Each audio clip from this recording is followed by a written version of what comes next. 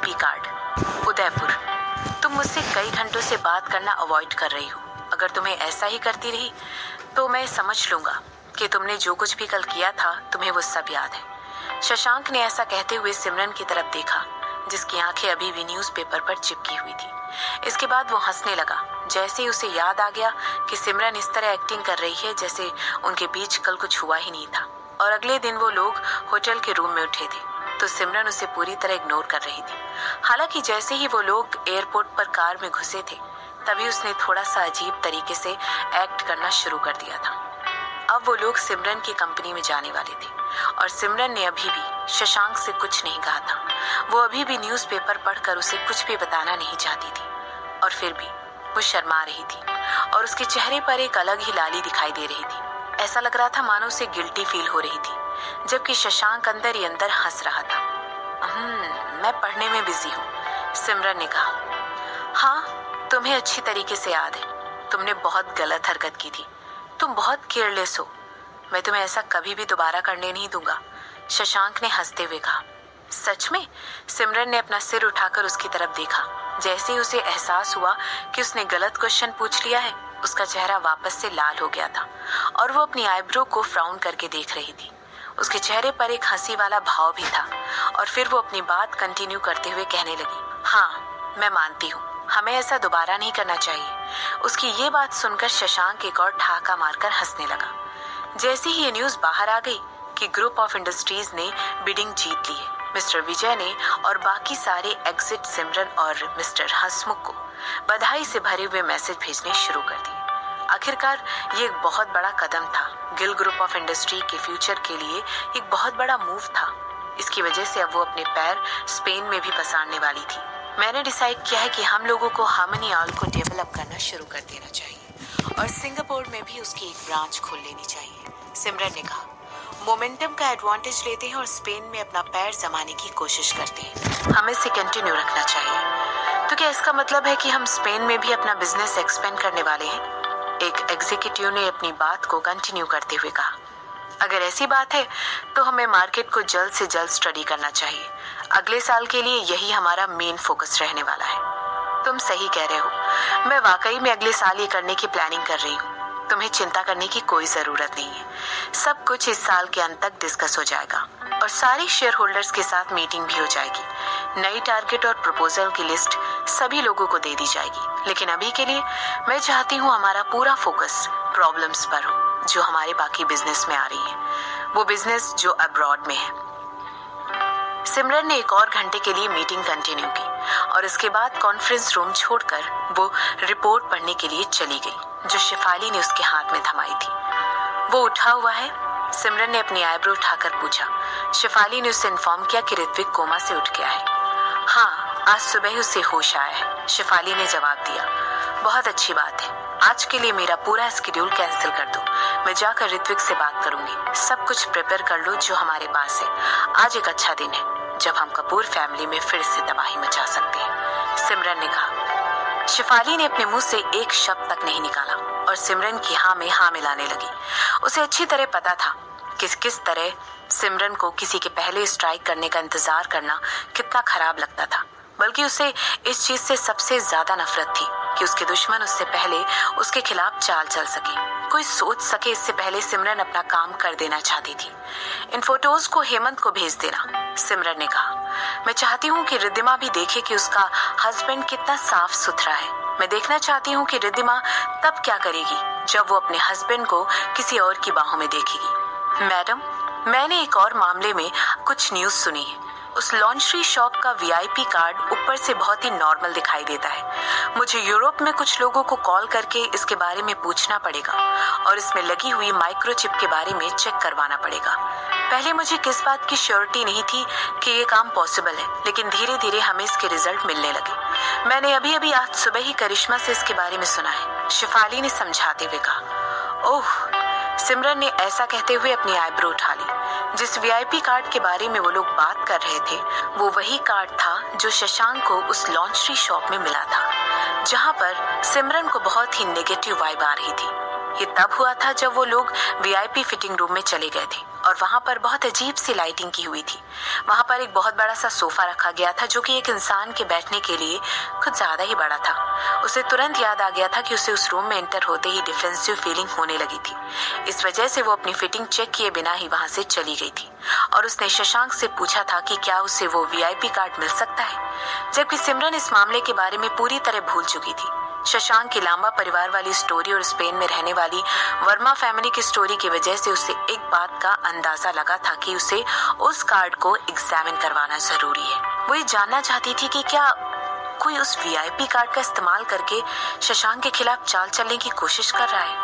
हाँ, उस कार्ड पर जो नंबर लिखा हुआ है वो एक कोड है जो कि एल्गोरिथम की सीरीज है, जिससे किसी दूसरी मशीन में इस कार्ड को यूज करने पर तुरंत इंफॉर्मेशन पता चल जाती है। अनफॉर्चुनेटली हमारी टीम अभी तक इसके सोर्स का पता नहीं लगा पाई है, शिफाली ने कहा। और क्या तुमने हमारी टीम में गिरीश के लोगों से भी इस बात का सीक्रेट रखा है, सिमरन ने पूछा।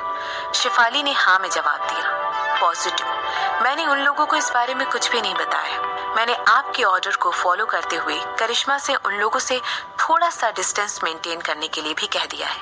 गुड, वेरी गुड, सिमरन ने सर हिलाते हुए कहा, जबकि वो अपनी जिंदगी से जुड़े हुए हर फैसले को लेकर गिरीश पर पूरा भरोसा करती थी, लेकिन वो उसके बेटे हर्ष पर इतना भरोसा नहीं करती थी। और ऐसा करने की दो वजह थी। पहली तो ये थी कि उसे वाकई में नहीं पता था कि गिरीश के साथ क्या हुआ था, और अगर देखा जाए तो प्रैक्टिकली हर्ष उसके लिए एक अनजान आदमी था। दूसरी बात ये, उसे हर्ष को देखकर ऐसा लगता था जैसे वो बहुत ही धैर्य रखने वाला आदमी है, बिल्कुल उस तरह जैसे एक चालाक प्रेडेटर अपने जाल में अपने दुश्मन के फंसने का इंतजार करता है। ऐसा लग रहा था जैसे वो सिमरन के खिलाफ कोई स्ट्रेटेजी भी फॉलो कर रहा है। अपनी माँ सुनैना मल्होत्रा की तरफ से इतने सालों तक गाली खाने के बाद भी वो अच्छी तरीके से सरवाइव कर पाया। अंत में वो अभी तक सरवाइव कर रहा है और आज मल्होत्रा होल्डिंग्स का सीईओ है। वो एक बहुत ही स्मार्ट आदमी है जो कि अपने ट्रू इंटेंशन छुपाने में बिल्कुल माहिर है। ओवरऑल सिमरन तो उसके साथ किसी तरह की कोलैबोरेशन करने के लिए बिल्कुल खिलाफ थी। आखिरकार जिस इंडस्ट्री में वो लोग काम करते थे वहां पर दिमाग के साथ साथ पेशेंस का होना एक बहुत ही डेडली कॉम्बिनेशन था। सिटी हॉस्पिटल, मैंने उनका प्रपोजल एक्सेप्ट कर लिया है, मिस्टर कपूर ने कहा। उनके चेहरे पर इस समय डार्क एक्सप्रेशन था और वो अपने बेटे की तरफ देख रहे थे। अगर हम सिमरन के बालों को छूने की कोशिश करेंगे तो हम सीधे उस इंसान को टारगेट करेंगे जो उस प्रोटेक्ट करने की कोशिश कर रहा है। वो इंसान उसका हस्बैंड है। ऋत्विक ने अपने पिता की बातों पर कोई रिस्पॉन्स नहीं दिया। उसने अपनी आईब्रो को हिलाया और सीलिंग की तरफ देखने लगा। पता नहीं किस वजह से कोई ऐसी बात थी जिसकी वजह से उसे ऐसा लग रहा था कि सिमरन उस तरह के इंसान नहीं है जो उसे किसी भी तरह मरवाना चाहेगी। ऋत्विक का ऐसा सोचने के पीछे कोई पुख्ता वजह नहीं थी। अपने दिमाग में उसने सोच लिया था कि सिमरन एक क्रूर औरत है जिसने खूनी से शादी की है। हालांकि इस बात की पॉसिबिलिटी बहुत ज्यादा थी कि उसे शांत कराने के लिए कोई उसे मार सकता था। इसके बाद ऋत्विक को तुरंत याद आया कि किस तरह वो आदमी उसे देखकर पागलों की तरह मुस्कुरा रहा था। वो डर से कांपने लगा। क्या होता अगर इन सब चीजों के पीछे सिमरन होती ही नहीं? क्या होता अगर इन सब चीजों के पीछे किसी और का हाथ होता तो?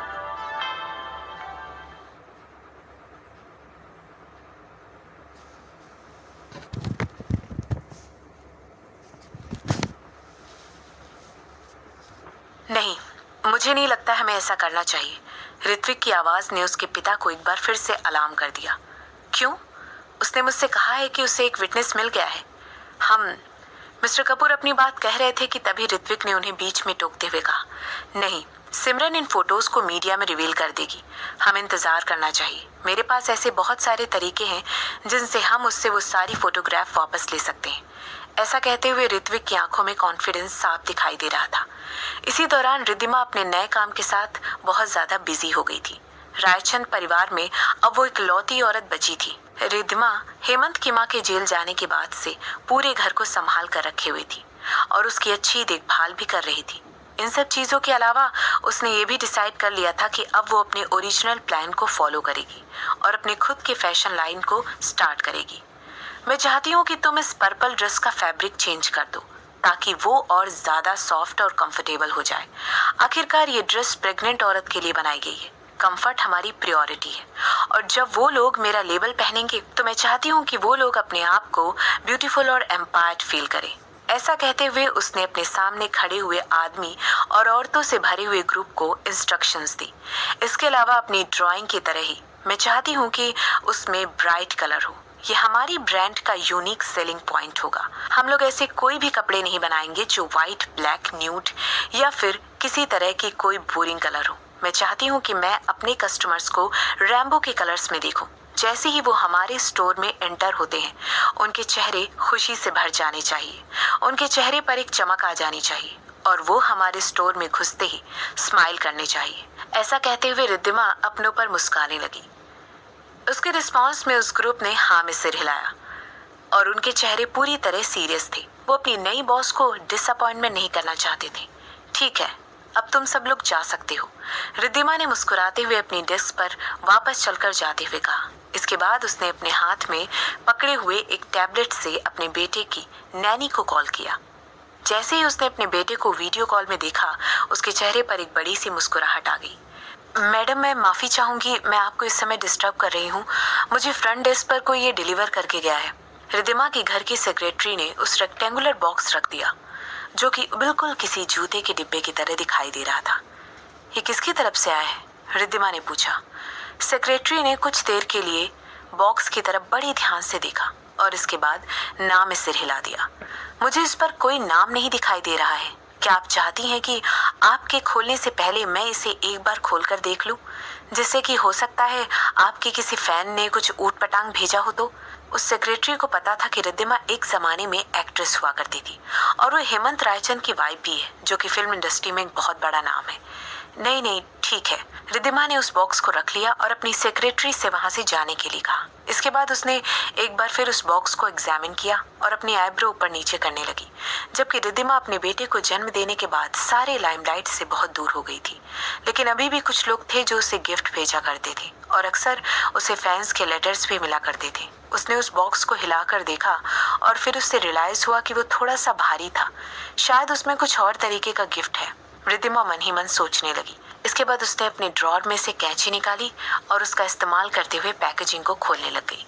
जैसे उसने देखा कि प्लास्टिक रैप और टेप वहां से हट चुका है, वो अपने आप को उस बॉक्स के खुलते ही सरप्राइज होकर चीखने से रोक नहीं पाई। पहली फोटो देखते ही उसकी आंखें बड़ी हो गई थी। वो हेमंत था। वो अपनी कार की बातचीत में एक लड़की को किस कर रहा था।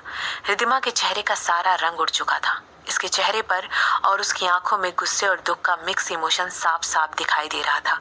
वो इस समय जोर से चिल्लाना चाहती थी, लेकिन उसने फील किया कि उसका गला पूरी तरह बंद हो चुका था और उसका दिल भी इतनी जोरों से धड़क रहा था मानो बाहर ही आ जाएगा। कांपते हुए हाथों से उसने उस डिब्बे को पलट कर टेबल पर रख दिया। उस डब्बे में से सारा सामान टेबल पर गिर चुका था। वो अपनी जगह पर बैठे हुए जम गई थी। वो उन फोटोज की तरफ देख रही थी जो उसके सामने पड़ी हुई थी। वो उन्हें घूर कर देख रही थी, 10 की 10 फोटोज की तरफ। हेमंत अपनी सेक्रेटरी को किस कर रहा था और वो भी बड़े प्यार से स्माइल करते हुए उसे कॉफी का कप सर्व कर रही थी। आहा! रिद्धिमा की तेज आवाज में ऑफिस में पड़े हुए सन्नाटे को चीर दिया था। आह! रिद्धिमा की तेज आवाज में ऑफिस में पड़े हुए सन्नाटे को चीर दिया था। ऐसा लग रहा था मानो वो वहां की दीवारें शोर की वजह से हिलने लगी थी। तुम्हारी हिम्मत कैसे हुई? तुम्हारी हिम्मत कैसे हुई? How dare you! ऐसा कहते हुए उसने अपने सामने रखी हुई सारी फोटोज को फाड़ने की कोशिश की। How dare you! और इसके बाद उसने बड़ी जोर से अपने सामने रखी हुई टेबल पर हाथ मारा और अपनी जगह पर उठकर खड़ी हो गई। उसके माथे की नसें पूरी तरह भूल चुकी थी और तन चुकी थी। ऐसा लग रहा था मानो उस औरत को मार डालने वाली थी। वो तमन्ना को मार देना चाहती थी। इसी समय हेमंत का चेहरा लाल हो गया था। उसकी आंखें बाहर आने वाली थी और किसी भी वक्त अपने सॉकेट से निकलकर गिर सकती थी। उसने अपने जबड़े को कस लिया और पूछने लगा, तुम्हारे कहने का मतलब क्या है कि तुम प्रेग्नेंट हो? मैंने तुम्हें बस एक बार छुआ था, तुम प्रेग्नेंट नहीं हो सकती हो। हेमंत, तमन्ना ने धीरे से सुबुक सुबुक कर रोते हुए कहा, जबकि उसे ये बात पता थी कि वो प्रेग्नेंट नहीं है, लेकिन वो फिर भी अपनी फीलिंग उसके लिए छुपा नहीं पा रही थी। वो चाहती थी कि हेमंत उसे एक चीज से बढ़कर देखे और उसे ऐसी औरत ना समझे जिसके साथ वो कभी भी टाइम स्पेंड कर सकता था या गुस्से में सो सकता था या फिर उसका इस्तेमाल कर सकता था, खासकर तब जब उसकी बीवी कोई और तमाशा खड़ा कर देती थी। हालांकि तमन्ना अभी भी उसकी एक मिस्ट्रेस से ज्यादा और कुछ नहीं थी, लेकिन अब उसके पास एक छोटा सा हक आ गया था कि हेमंत से उसका थोड़ा सा टाइम मांग सके, और हेमंत के बच्चे की वजह से उसको ये हक आसानी से मिल सकता था। उसने डिसाइड कर लिया था कि एक बार हेमंत उसे एक्सेप्ट कर ले तो फिर वो कोई ना कोई तरीका निकाल कर अपने आप को प्रेग्नेंट करवा लेगी। मैंने भी एक्सेप्ट नहीं किया था, मगर उस समय तुमने कोई सावधानी नहीं बरती थी, इसीलिए मैं अब क्या करूं? तमन्ना ने पूछा। मार दो इसे, हेमंत ने कुछ मिनटों की साइलेंस के बाद गुस्सा करते हुए कहा। मैं चाहता हूं कि तुम इसे मार दो। तुरंत अपनी आंखें बड़ी कर ली और कहने लगी, तुम हमारे बच्चे को मार देना चाहते हो? ऐसा कहते हुए उसने तुरंत अपना हाथ अपने पेट पर रख लिया और अपने बच्चे के प्रति प्रोटेक्टिव स्टैंड लेते हुए हेमंत के सामने खड़ी हो गई। बाहर से तो ऐसा ही लग रहा था जैसे कि तमन्ना अपनी बेली को बचा रही है। उसकी आंखें पूरी तरह लाल हो चुकी थी और आंसुओं की धारा उसके गालों से बहकर नीचे गिर रही थी। उसे देखकर किसी को भी उस पर दया आ जाती। हालांकि हेमंत को कन्विंस करने के लिए इतना काफी नहीं था। अचानक हेमंत चलकर उसे और कसकर अपने हाथों को पकड़ लिया। हेमंत, तुम मुझे चोट पहुंचा रहे हो। तमन्ना का चेहरा और भी ज्यादा दया से भर गया और वो हेमंत की तरफ देखने लग गई, जबकि हेमंत अपनी गिरफ्त उसके हाथों पर और ज्यादा टाइट करने लगा। तुम मेरी फैमिली को बर्बाद नहीं कर सकती हो। अपने डॉक्टर के पास जाओ और इस बच्चे को मरवा दो। मैं तुमसे कोई बच्चा नहीं चाहता हूँ। ऐसा कहते हुए हेमंत ने एक जोर का हाथ टेबल पर मारा। हेमंत, तुम ऐसा कैसे कह सकते हो? ये हमारा बच्चा है। तुम इसे मरवाने के बारे में कैसे बात कर सकते हो? हम दोनों ने साथ में ये काम किया है। हम लोगों को अपने अनशन के लिए रिस्पॉन्सिबिलिटी उठानी ही पड़ेगी। तमन्ना ने तुरंत एक कदम पीछे लिया और वो हेमंत की दर्दनाक पकड़ से छूटने की कोशिश करने लगी और कहने लगी, अगर तुम मेरे बच्चे को पाल पोस कर बड़ा नहीं करना चाहते हो तो फिर मैं ये सब अकेले कर लूंगी। ऐसा कहते हुए उसने अपना सर उठाया और पूरी हिम्मत के साथ हेमंत की तरफ देखने लगी। बच्चा? एक जोरदार चीखने की आवाज में तमन्ना और हेमंत दोनों को चौंका दिया था। तुमने इस औरत को प्रेग्नेंट कर दिया? ऐसा कहते हुए तेजी के साथ रिद्धिमा तमन्ना की तरफ बढ़ी और अपने कजिन के सामने जाकर खड़ी हो गई। एक जोरदार थप्पड़ की आवाज उस पूरे ऑफिस में गूंजने लगी। तुमने वो मुझसे छीनने की कोशिश की है जो कि मेरा है। तुम्हारी हिम्मत कैसे हुई ऐसा करने की? रिद्धिमा ने एक जोरदार आवाज में कहा।